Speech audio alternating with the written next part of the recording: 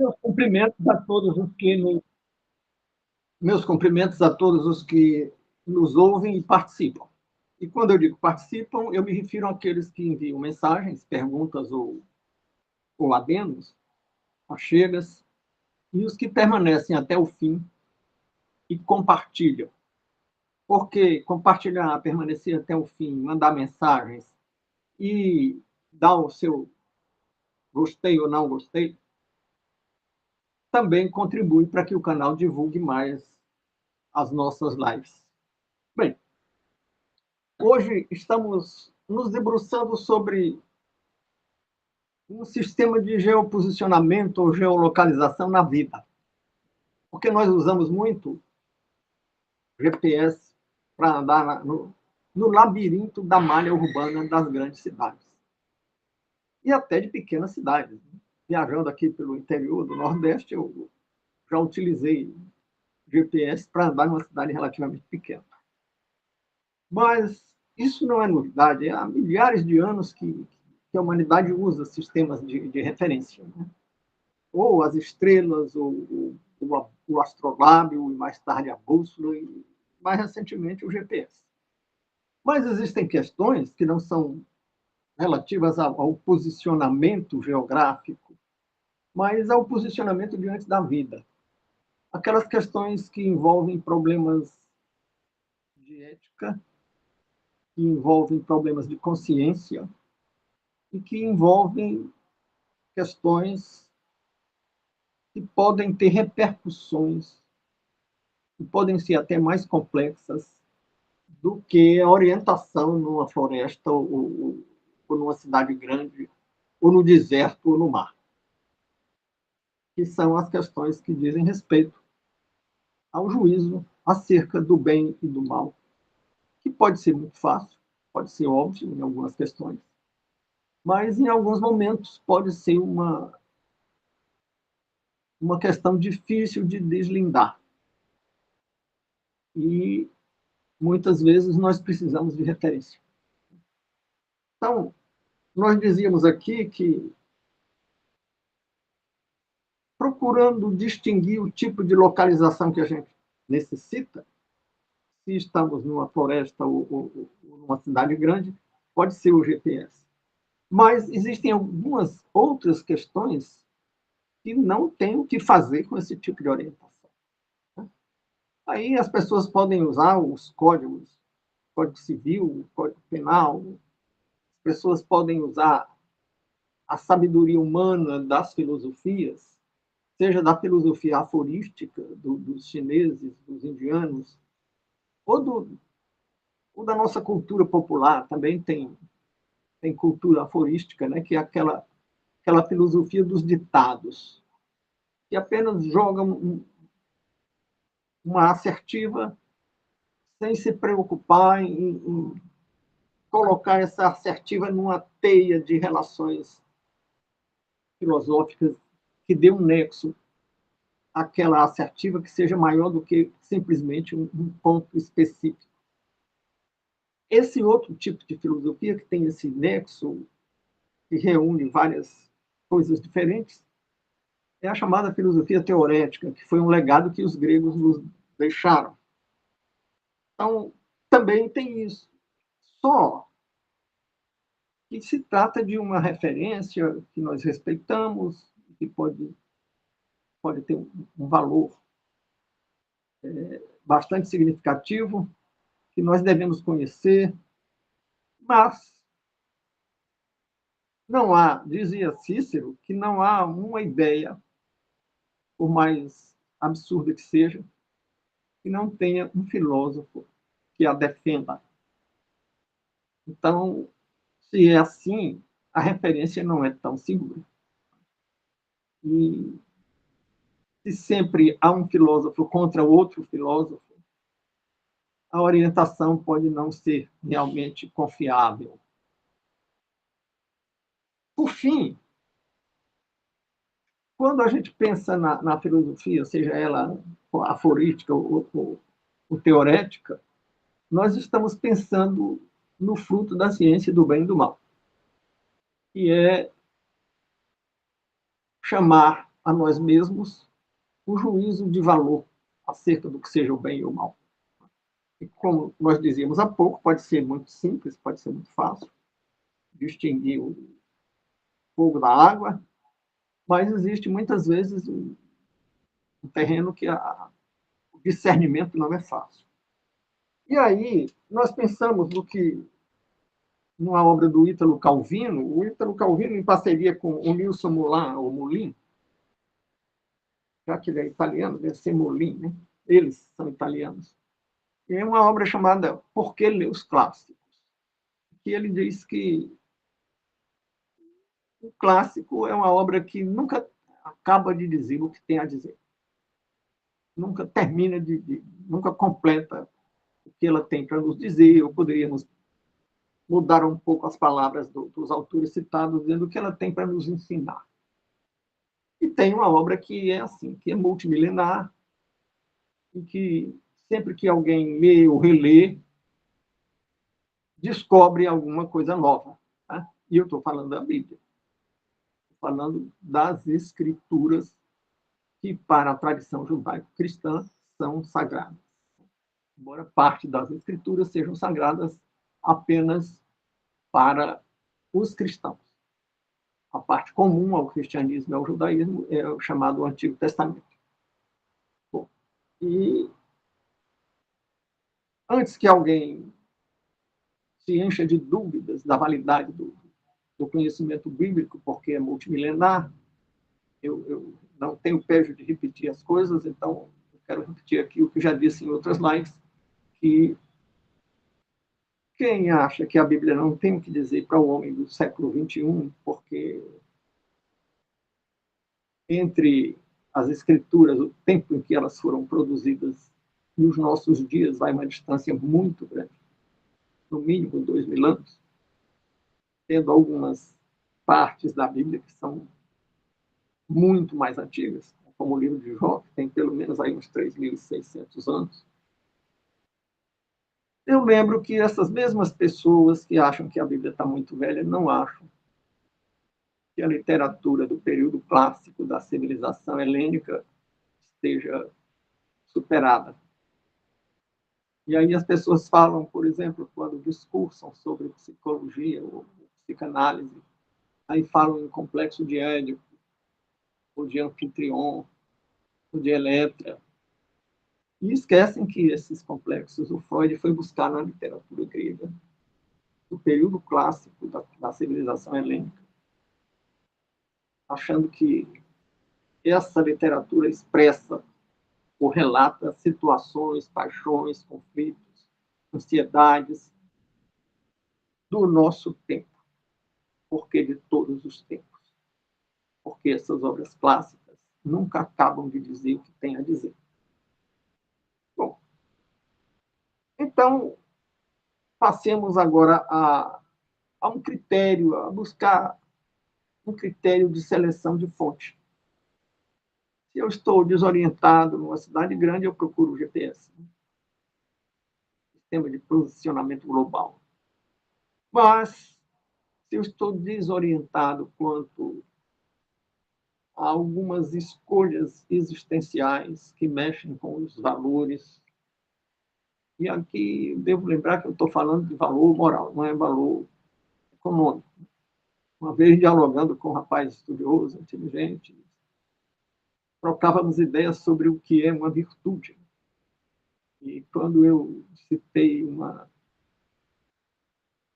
entendimento do que seja virtude de um autor clássico, que diz que virtude é o que nos leva a renunciar a um interesse em favor de um valor.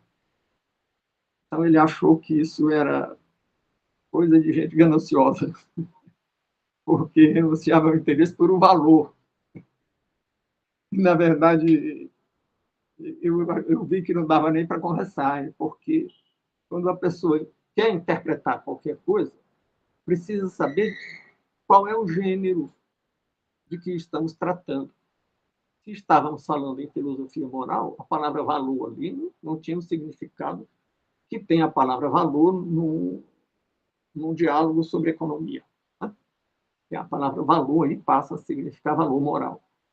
Então, uma decisão que mexe com a nossa existência ou com a existência de terceiros e que afeta valores morais e que repercute nas relações familiares, nas relações de vizinhança, nas relações profissionais, nas relações sociais em geral. Certamente não é o GPS que vai nos orientar, e pode ser que seja um código civil, um código penal, mas isso pode resolver o problema legal. Mas o problema legal nem sempre satisfaz plenamente o problema moral. A coisa pode ser legal e não ser moral. E há poucos dias, numa reunião da comunidade universitária evangélica, eu ouvi uma fala de um juiz que acabou de defender uma dissertação de mestrado sobre o direito que nós temos de contrapor a uma obrigação legal uma questão de consciência. Essa é uma decisão que nós não encontramos orientação para ela, embora tenhamos uma permissão, não encontramos uma orientação definitiva ou clara em qualquer situação que não seja buscando um outro referencial. Também podemos nos guiar por psicólogos, psicanalistas e filósofos. Mas o que eu dizia há pouco sobre as contradições entre inúmeras filosofias, ou a defesa que grandes filósofos fazem de ideias absurdas. Aliás, tem um psiquiatra inglês, Theodore Darlington, que diz que a humanidade está desorientada. E ele atribui a culpa disso aos intelectuais. Porque eles seriam como que, agora são palavras minhas e não do Theodore Darlington, os intelectuais como que desconfiguraram o GPS do juízo de valor. E, então, nós estamos examinando aqui como escolher um referencial. É claro que se a pessoa quer fazer um investimento financeiro, ele não vai procurar na Bíblia uma orientação. Ou pode ter alguma orientação, mas que não é suficiente, porque a Bíblia não é um manual de investimento, não é um livro técnico. E a pessoa quer fazer uma prova de física, também não deve procurar esclarecimentos na Bíblia, porque a Bíblia não é um livro científico. Então, como é então que a gente faz essa seleção, essa escolha de um referencial? Eu dizia por várias vezes já nessa nossa conversa que você quer se orientar numa floresta, nas ruas de uma cidade, é o GPS. Mas aí, como é que a gente busca outro tipo de orientação? Tinha um cara lá no período clássico da civilização helênica, um cara que é um dos maiores nomes da filosofia da época, que é o Platão, que fazia uma separação entre duas coisas no mundo. Ele falava no mundo sensível e no mundo que ele chamava suprassensível. Isso dá um bocado de problema, e tem algumas coisas que nós não aproveitamos daí e até podemos ter alguma cautela com relação a isso, mas isso tem um valor quando a gente quer buscar uma referência, porque de fato existe essa distinção. Não necessariamente criando a ideia de que o mundo sensível é inferior, o mundo suprassensível é superior, porque não significa que nesse mundo suprassensível, que é o mundo das ideias, todas as ideias sejam superiores. Mas existem coisas no mundo suprassensível que realmente são superiores. Se estamos pensando numa vida que se prolongue além do mundo material, além das dimensões da existência material e energética. é uma fonte, um referencial que tenha fonte no mundo suprassensível que nós devemos ir buscar.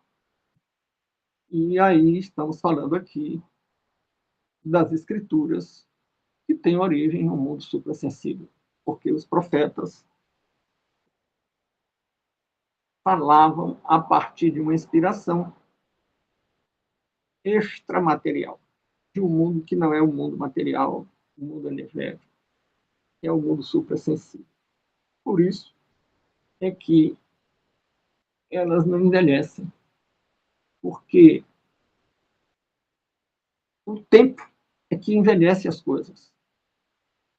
E o tempo só afeta quem está dentro do espaço-tempo. Se o Espírito Santo que inspirou os profetas não está nas dimensões do espaço-tempo, porque o Senhor, quando criou a realidade material, o cosmos, o universo, ou os universos, como querem algumas especulações matemáticas, e um físico já me disse que essa história de muitos universos não é nem coisa de físico, né? É coisa de matemática. E como não tem nenhuma forma de teste empírico, eu estou chamando mesmo de especulação, embora com o uso de um método muito rigoroso. Mas essas especulações admitem que existe algo além do mundo material. Aí nem é preciso se filiar na tradição judaico-cristã para isso. Os gregos já diziam que, fazendo uma regressão, uma árvore veio de uma semente, que veio de outra árvore, que veio de outra semente, e se você for até o fim da linha, você vai chegar no começo do mundo material. Normalmente nós dizemos do universo. E esse universo teve começo. Porque houve um tempo que se dizia, não, a matéria sempre existiu. Não precisa de um criador, aquilo que sempre existiu.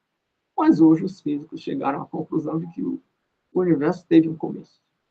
Ou com a teoria do Big Bang, ou das cordas, ou outra teoria que tem por aí, mas teve um início. Bem, se teve um início, algo diferente da matéria e da energia existiu antes. E aí, lá, o velho Aristóteles dizia que isso era um motor primeiro, um motor que moveu tudo. Ou também chamava o Um. Só que ele não descobriu por conta própria, pelo próprio raciocínio, pela própria inteligência, que esse Um, esse motor primeiro, tem uma personalidade. Embora seja infinito, é pessoal. E se revela e se comunica conosco. E intervém na realidade. Não é o Deus relojoeiro que criou o mundo e deixou o mundo por conta dele mesmo. Né? Então, estamos buscando um critério para identificar ou selecionar uma fonte de referências. E se estamos tratando de questões do mundo suprassensível, ou seja, questões espirituais, questões afetivas, questões morais, então vamos buscar alguma coisa que venha de fora desse mundo. E, voltando a Platão, o mundo sensível era o mundo das coisas imperfeitas. E o mundo suprassensível, o mundo das coisas perfeitas. Eu estou tratando dos caminhos pelos quais nós chegamos à Bíblia, mas ainda não comecei a citar a Bíblia. Porque eu também me disponho a dialogar com céticos. E eu não vou argumentar ou dialogar com um cético usando alguma coisa que para ele não tem sentido. Então, uma fonte de referência também falava aqui dos filósofos, dos psicólogos, mas tudo isso pode se resumir numa palavra: razão. Nós buscamos, inevitavelmente buscamos, um referencial para as nossas decisões na razão. O problema é que a razão, que não temos uma razão unívoca. existem diferentes razões. Nós, quando tomamos uma decisão, alegamos determinadas razões. E alguém que discorda alega outras razões. E não temos uma razão oficial que não seja oriunda de um mundo suprassensível, que não seja uma revelação que nós possamos reconhecer como inerrante, infalível. Além de não termos uma razão unívoca, nenhuma razão pode se impor apenas pelas considerações lógicas ou pela demonstração de experimentos empíricos. Porque os experimentos empíricos sempre podem ser interpretados de diferentes maneiras. E porque a razão é sempre influenciada por fatores que não são razão pura. São influenciadas pelas paixões, são influenciadas pelas limitações da percepção e são limitadas pelo que o Gaston Bachelard chamou de obstáculo epistemológico, quer dizer, um conhecimento que a gente já tem, no qual a gente já confia, e que serve de obstáculo para outro conhecimento diferente. Então, quando um cético desacredita de certas coisas da Bíblia, alegando a filosofia de Demócrito ou de outro filósofo cético do período clássico, da cultura helênica, ou do que ele considera que seja ciência contemporânea, aquele conhecimento que ele está alegando, ou da filosofia clássica, ou da ciência contemporânea, está sendo um obstáculo ao conhecimento bíblico. Mas não é só o conhecimento bíblico que enfrenta esses obstáculos. A ciência também enfrenta esses obstáculos. E hoje as pessoas falam na ciência, falam em nome da ciência, como se a ciência fosse unívoca. Mas assim como a filosofia não é unívoca, a ciência também não é. A ciência é o território do embate, a polêmica, a crítica. E o embate, muitas vezes, não encontra uma via de entendimento. É clássico o embate de Max Planck, o grande físico da física quântica, juntamente com Heisenberg, o grande físico da incerteza. Né? Heisenberg, parece-me que a memória está me traindo agora. O princípio da incerteza de alguém que se aliou a Max Planck, ou que Max Planck usou nas suas considerações. Esses dois conjuntos de observação se confrontaram com os físicos que tinham grande domínio da física e não aceitaram essas teorias. O próprio Einstein, com todo o respeito que ele merece, com toda a grandeza dele como cientista e como gênio, ele não conseguiu assimilar essa física revolucionária do século XX. Quando ele não tinha mais argumento, ele disse que não aceitava porque não acreditava que Deus fosse um jogador de cartas. Se estávamos falando do princípio da incerteza, ou se estávamos falando de certas considerações da física quântica. Então, existem os obstáculos epistemológicos. E um físico que virou filósofo da ciência, historiador da ciência, dizia que os paradigmas são incomunicáveis. Mas existem algumas possibilidades de comunicação, tanto existe que ocorrem as conversões. Né? E quando eu digo conversões, eu não digo só aquelas do campo espiritual ou religioso, se você preferir essa expressão. Eu me refiro também às conversões no mundo da ciência. Como, de repente, biólogos que não aceitavam a teoria microbiana, porque eram apegados à teoria dos miasmas, acabaram aceitando, se convertendo. Físicos que não aceitavam algumas dessas físicas revolucionárias terminaram se convertendo. Embora Max Planck tenha dito que a física só cresce quando morre uma geração de físicos. Mas, de qualquer maneira, os jovens físicos aceitaram. Bom, então, a escolha da fonte. Estamos aí na página 2 do texto que eu vou mandar para aquele de quem eu tenho endereço eletrônico. A escolha da fonte, portanto, precisa ter atenção à credibilidade da fonte. E agora vamos falar de Bíblia. Tá?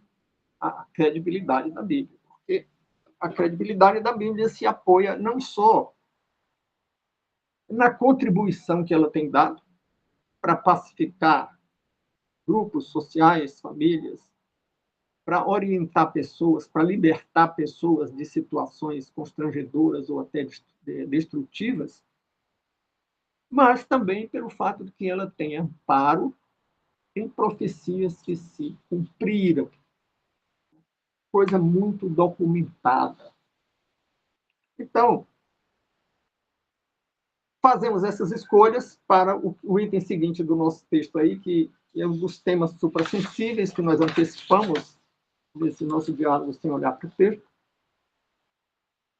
E voltando a essa credibilidade, o exame da credibilidade do sistema de referência, nós temos um referencial na Bíblia que não é comprovável do ponto de vista de uma pesquisa que possa ser repetida com o controle das variáveis, dando sempre o mesmo resultado.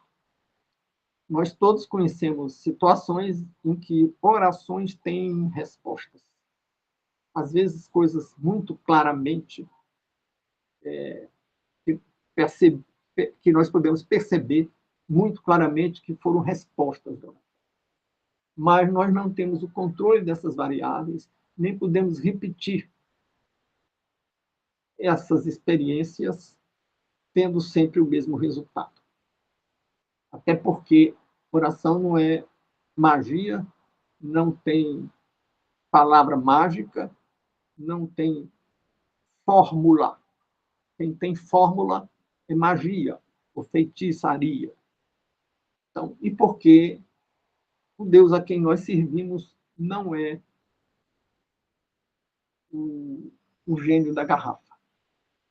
Não se obriga a dar respostas. Mas, quando situações extraordinárias acontecem, e quando nós temos, não como repetição de um modelo, mas como nós temos situações diferentes, com muitas respostas que fogem completamente a qualquer padrão da experiência humana, então, da experiência puramente humana, então nós temos uma credibilidade clara da fonte bíblica. Então, nós passamos aqui a examinar algumas coisas da Bíblia. Por exemplo, lá em Isaías, no capítulo 13, no versículo 19, nós lemos: Babilônia, a joia dos reinos, o esplendor do orgulho dos babilônios, será destruída por Deus à semelhança de Sodoma e Gomorra. Nunca mais será povoada nem habitada, de geração a geração. Ora, quem disse isso foi Isaías. E Isaías viveu do ano 740 ao ano 680 a.C. Veja esse período. Então, ele viveu aí mais ou menos 60 anos, porque esses dados certamente são aproximados. Né? E quando é que essa profecia se cumpriu? Quando é que a Babilônia foi destruída? Bom, a Babilônia caiu no ano 539, 41 anos depois da morte de Isaías. E ele já antecipou a queda da Babilônia. Ah, mas um cético diria, nós podemos antecipar a queda das potências que estão aí, Estados Unidos, China, Rússia, toda a potência cai, Roma caiu, o Império Medo-Persa que derrubou a Babilônia também caiu, o Império Alexandrino também caiu, o Império Alexandrino da Macedônia. O grande Império Britânico também declinou e hoje o que resta dele não é mais nenhuma sombra. Mas a profecia dizia a semelhança de Sodoma e Gomorra, ou seja, destruição total. E dizia mais, nunca mais será repovoada nem habitada de geração a geração. Ora, o Império Romano caiu, mas Roma não ficou desabitada. O Império Alexandrino, da Macedônia, do Alexandre o Grande, caiu. Mas a Macedônia está lá, povoada, né? E o Império Medo-Persa caiu, mas está lá o Irã, hoje, que é a continuidade da Pérsia. Não está desabitado, né? Mas a Babilônia ficou desabitada. Bom, Isaías, que viveu assim nesse período. Então, a destruição da cidade, ele antecipou aproximadamente, aliás, eu fiz as contas erradas aqui, não foram 41 anos, não, foi 141 anos. Antecedência de 141 anos. É possível que alguém pudesse antecipar a queda do grande Império Espanhol, mas não durante o reinado de Filipe II, quando o sol não se punha nas terras do rei Filipe II. Muito mais tarde, quando as colônias estavam se agitando para ficar independentes, quando a Espanha foi militarmente sobrepujada pelos exércitos da Revolução Francesa e, sobretudo, por Napoleão, alguém poderia dizer: olha, a Espanha vai cair. Não precisava ser profeta. Né? Quando o Império Britânico não pôde enfrentar a Alemanha duas vezes no século XX, só escapou porque foi socorrido por outras potências. Então, não era preciso ser profeta para dizer: olha, o Império Romano está decadente, o Império Britânico está decadente. Outra coisa é alguém olhar hoje para uma potência em ascensão, como a China, e dizer: olha, vai cair e vai ficar despovoada. Bom, mas temos também outras profecias. Ainda do profeta Isaías, lá no capítulo 45, no versículo 2, nós lemos: agora de uma maneira extraordinária. Agora, vamos ler o texto. Assim diz o Senhor ao seu ungido, vírgula, a Ciro, vírgula. Agora, um personagem da história é citado nominalmente, Ciro. Né? Assim diz o Senhor ao seu ungido, Ciro, cuja mão direita eu seguro com firmeza para subjugar as nações diante dele e arrancar a armadura dos reis. Agora, o personagem foi nominalmente citado, Ciro. E o profeta diz mais: eu seguro a mão direita, cuja mão direita eu seguro com firmeza. E diz para que segura. Porque poderia estar apoiando o ungido, Ciro, nas lutas internas. Todo império tem lutas internas, havia muitas conspirações e golpes. Ah, não, não. Para subjugar as nações diante dele. E arrancar a armadura dos reis. Só que estava longe, pelo menos, eu não sei se ele disse isso, se Isaías escreveu essas coisas nos últimos dias de vida dele. 141 anos é entre a morte de Isaías e a queda de Babilônia. Mas se ele tiver escrito 10 ou 20 anos antes de morrer, você tem aí 150, 160 anos antes da queda da Babilônia. E antes de Ciro ter nascido. Porque uma coisa é alguém fazer uma profecia e dizer: olha, Napoleão, se nós estivéssemos aqui em 1803, depois de Napoleão ter derrotado os mamelucos no Egito, o Império Turco-Otomano, ter derrotado os exércitos austríacos e prussianos. Eles, olha, Napoleão vai passear pelas capitais europeias todo. Bom, não era tão difícil fazer uma previsão assim, não era preciso ser profeta. Outra coisa era alguém no século XVII dizer: olha, vai aparecer um general que vai se chamar Napoleão. Daqui a 140, 150 anos. E vai, com os exércitos dele, vai passear pelas capitais europeias, tudo, subjugando os reis, tudo. É outra coisa. Né?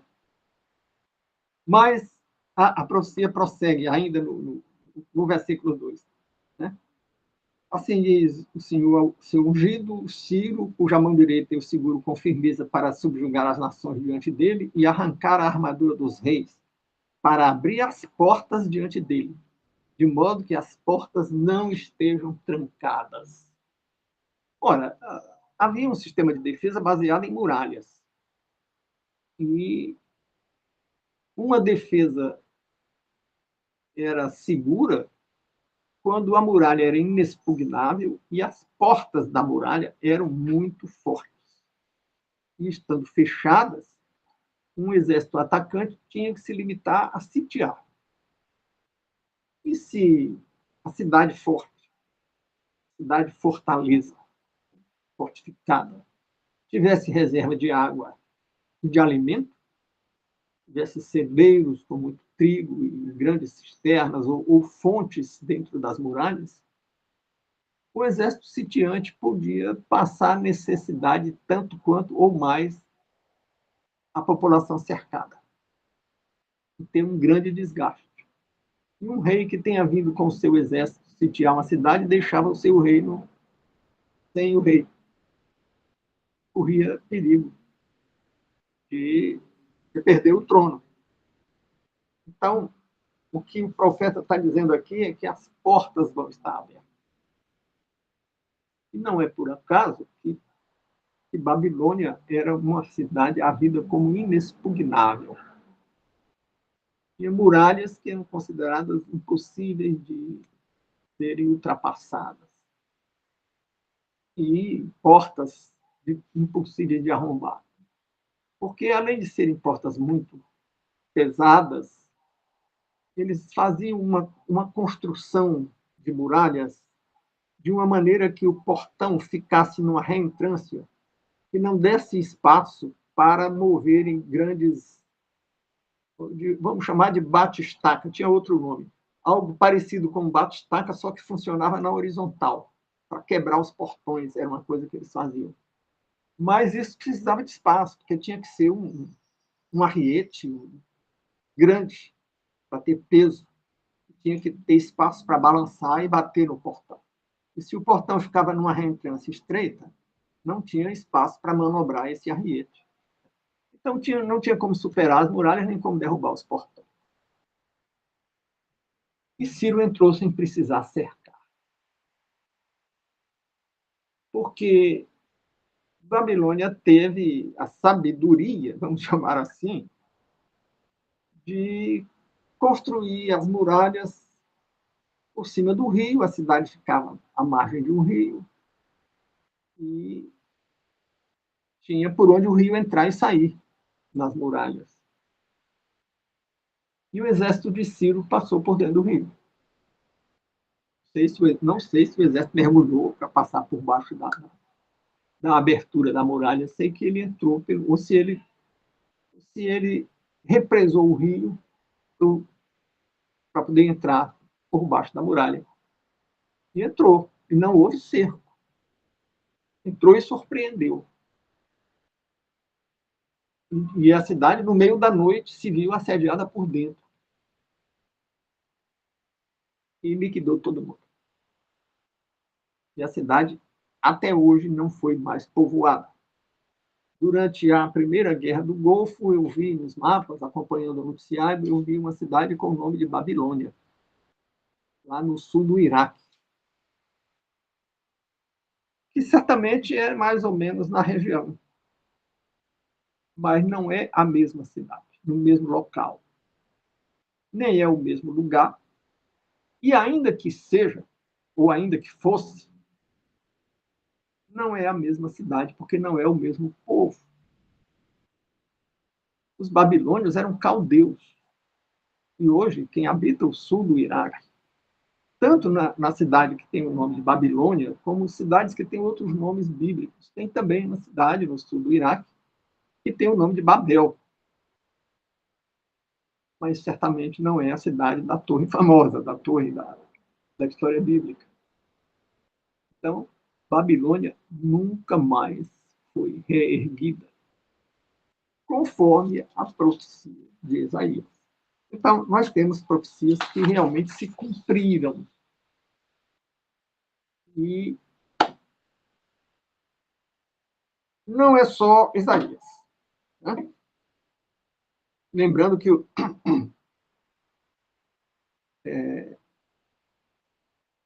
Oriente Médio, e particularmente para Israel, a Babilônia tinha uma importância enorme. A Babilônia tinha destruído Israel, tinha levado o povo hebreu todo, ou grande parte do povo hebreu, principalmente as elites, né? Tinham sido levadas para o cativeiro na Babilônia. Quem ficou? Quem ficou na região da Judéia, no que veio a ser Samaria. Então, ali ficou a população de menor importância social. Mas aquela elite que foi para o exílio depois voltou. Por isso é que os judeus hoje alegam que nunca aquela região deixou de ter presença do povo hebreu. Quer dizer que os judeus voltaram lá como invasores, que não estavam lá, não. Eles sempre houve uma população de, de filhos de Jacó, descendentes de Jacó, naquela região. Mas não foi só, eu dizia há pouco, não foi só Isaías que falou sobre vaticinando a queda da Babilônia. E veja bem, era a potência mais importante da região, para alguém ter a ousadia de dizer assim, olha, vai cair, não vai sobrar nada. Mas vamos ver o que diz Jeremias. Jeremias, lá no capítulo 50 de Jeremias, nos versículos 2 e 3, nós lemos: anunciem e proclamem entre as nações, ergam um estandarte e o proclamem, não escondam nada. Digam, a Babilônia foi conquistada, Bel foi humilhado, Marduk está apavorado, as imagens da Babilônia estão envergonhadas e os seus discípulos apavorados. Uma nação vinda do norte a atacará e arrasará a sua terra, e não deixará nela nenhum habitante, tanto homens como animais. Bom, agora vamos decompor esses dois versículos em pequenas observações. Primeiro, o profeta fala usando os verbos no passado, embora tenha feito essa profecia com muita antecedência. Os profetas usam o verbo no passado falando do futuro. E eu suponho que seja assim porque a fonte vem de fora do espaço-tempo. Se o Espírito Santo inspira um profeta, o Espírito Santo não está dentro do espaço-tempo. Deus não criou o espaço-tempo e te bungou dentro. Então, nós temos alguém para quem não tem passado, presente ou futuro.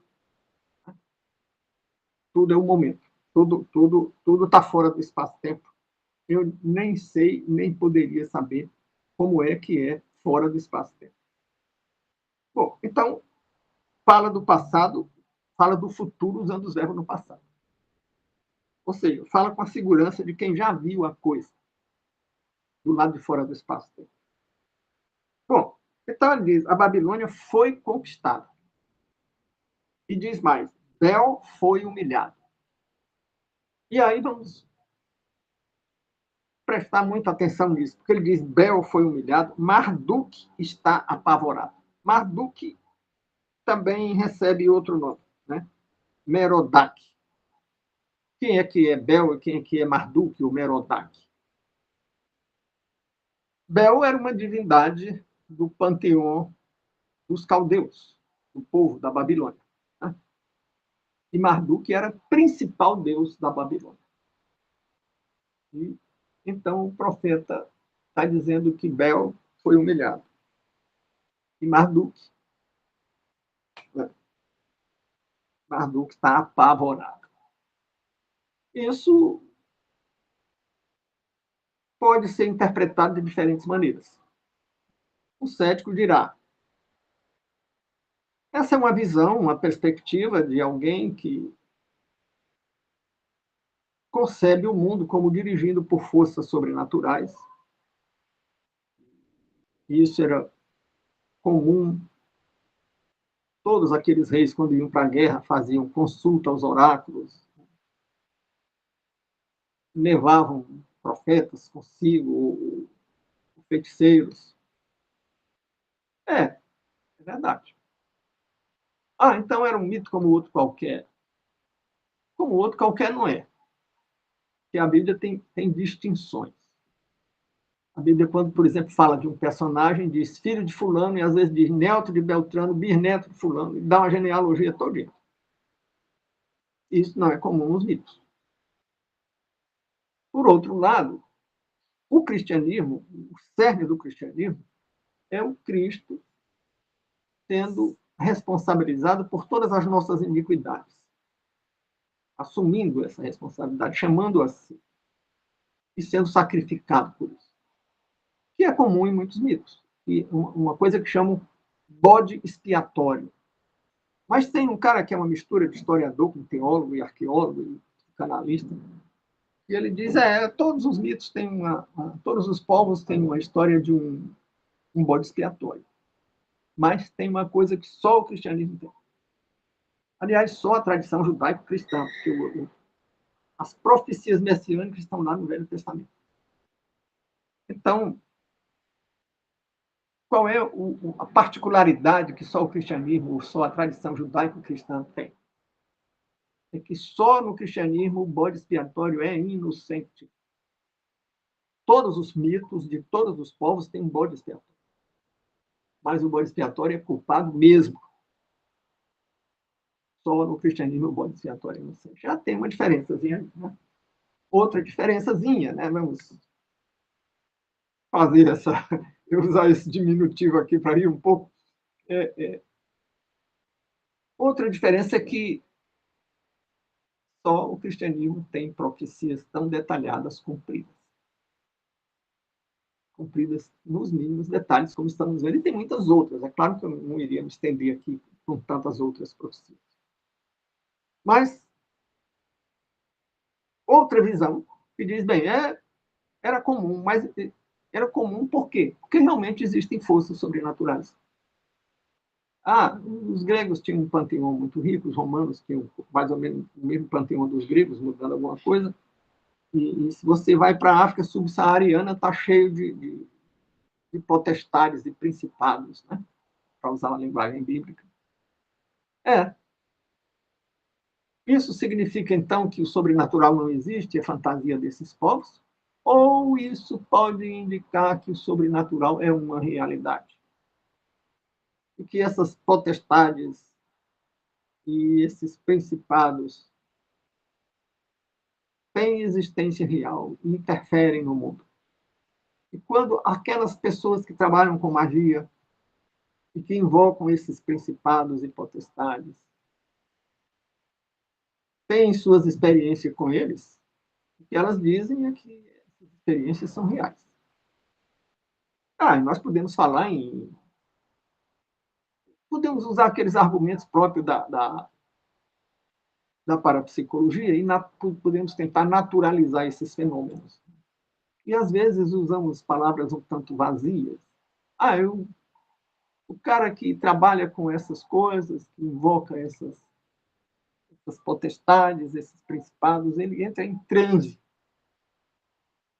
Mas a transe está bem explicada mesmo. Nós temos alguma evidência de que transe é um fenômeno puramente natural. Tem uma evidência que atenda ao rigor de uma pesquisa randomizada, de uma pesquisa em que todas as variáveis são controladas e podem ser repetidas com o mesmo resultado. Nós temos isso que se cobra das respostas de oração para desacreditá-las, se cobra isso das explicações da parapsicologia que naturalizam os fenômenos. se cobra isso, por exemplo, do significado do que seja transe, eu não conheço nenhuma resposta que tenha essa potência, que tenha esse rigor, essa qualidade, que se submeta à vigilância epistemológica quando fala nessas coisas, que apresente resultados de uma pesquisa que traga evidências seguindo o rigor de uma vigilância epistemológica. Eu não conheço. Né? Mas não é só isso. Nós temos uma outra via de avaliação, de valoração da Bíblia como referência, como me permitam aqui um pouco de vulgaridade, como GPS espiritual. Tá? Como é isso? Um cético, vamos dialogar com eles, pode não querer saber de mundo suprassensível. Ah, essa coisa do Platão, se disser que é do Platão, ele também joga fora. Mas se dizer que é da Bíblia, ele também não aceita. Então, vamos para o que ele aceita. Vamos para o mundo sensível. Em primeiro lugar, é preciso reconhecer que nós temos incontáveis testemunhos. Incontáveis testemunhos de resposta de oração. E temos pesquisas próximas demais do rigor de uma pesquisa randomizada. Vocês podem procurar na internet que vocês vão encontrar relato médico de pesquisa com duplo cego. E agora parece que estão usando outro nome para duplo cego. Eram aquelas pesquisas em que você separa dois grupos, digamos, tem porção de gente doente aqui. Aí você separa em dois grupos. E vamos botar um grupo aqui que tem gente orando por ela. E outro grupo ali que não tem ninguém orando por ele. E aí vamos comparar os resultados. Isso aqui é uma pesquisa randomizada.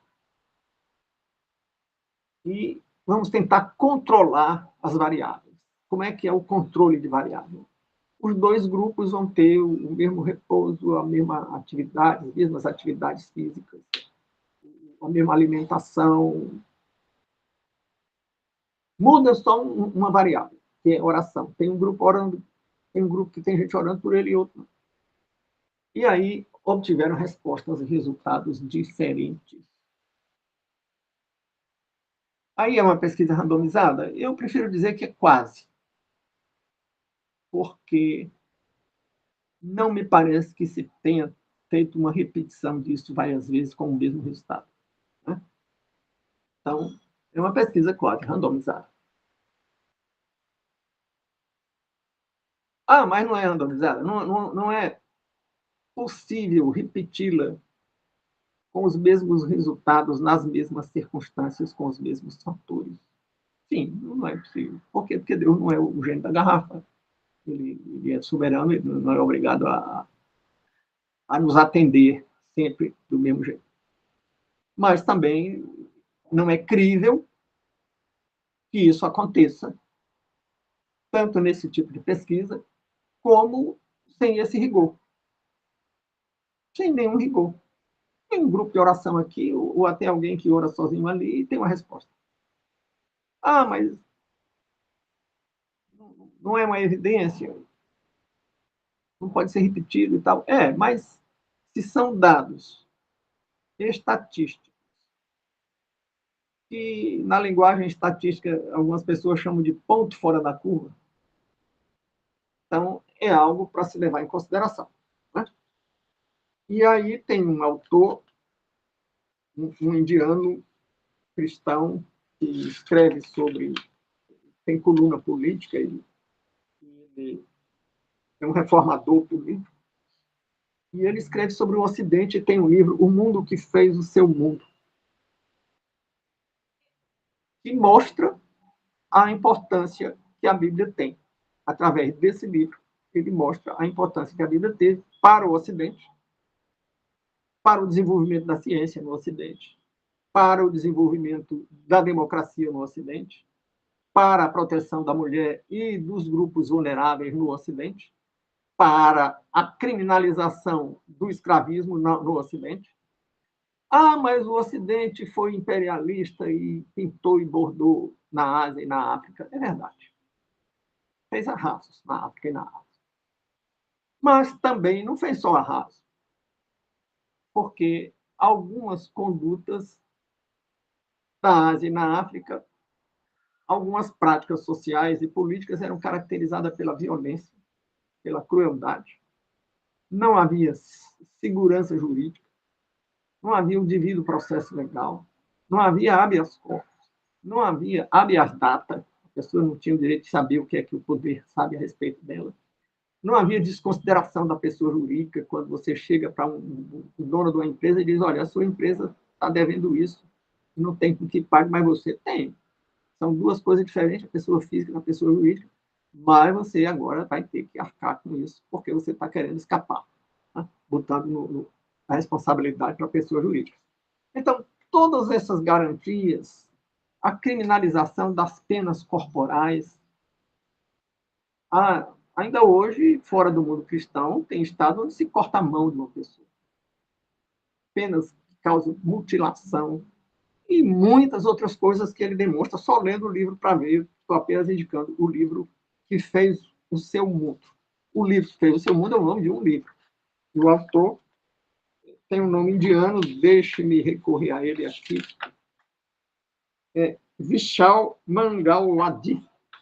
A portuguesada pronúncia, que eu não sei, uma palavra do idioma da Índia que esse cara fala. Bem, então as conclusões que nós tiramos aqui é que a Bíblia é, sim, um referencial para as questões existenciais. Conforme a descrição do Ítalo Calvino e o seu parceiro no livro Porque Leu os Clássicos, porque a Bíblia continua tendo muito a dizer, apesar dos tempos, e a Bíblia nunca acaba o que tem a dizer.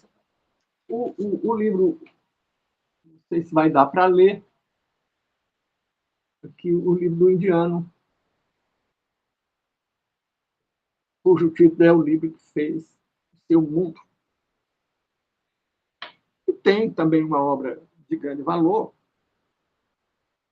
que mostra que a Bíblia condensa e especifica uma revelação universal, porque tem gente que pensa que Deus não faz acepção de pessoa, como é que ia se revelar só para os judeus, só para Abraão? E tem um livro chamado Fator Melquisedeque, e mostra, pela experiência de missionários e de antropólogos, inclusive antropólogos céticos, que no mundo inteiro, lá nas montanhas do Himalaia, nas ilhas isoladas do Pacífico, nas selvas do Amazonas, todos os povos têm uma noção, mesmo aqueles povos animistas e politeístas, eles têm uma noção de um Deus, criador de tudo, que se revelou a todos os povos. Então, eu até costumo dizer que ele não escolheu Abraão, foi Abraão quem o escolheu. Foi Abraão que escolheu ser fiel. E aí ele diz, esse cara aqui é fiel, então vem cá. Eu vou usá-lo para dar a semente dele, tirar o Messias, enviar o Messias através da semente dele. Então, são as considerações que brevemente eu alinhavei para hoje. Espero que vocês enviem suas mensagens, ou agora, depois da gravação, ou para o canal. E vamos ter um momento aqui sem a gravação, sem ir para o YouTube, para quem quiser participar mais à vontade, poder assim proceder. Obrigado, fica o convite para o próximo domingo. E estamos encerrando a gravação. E eu estou facultando a palavra.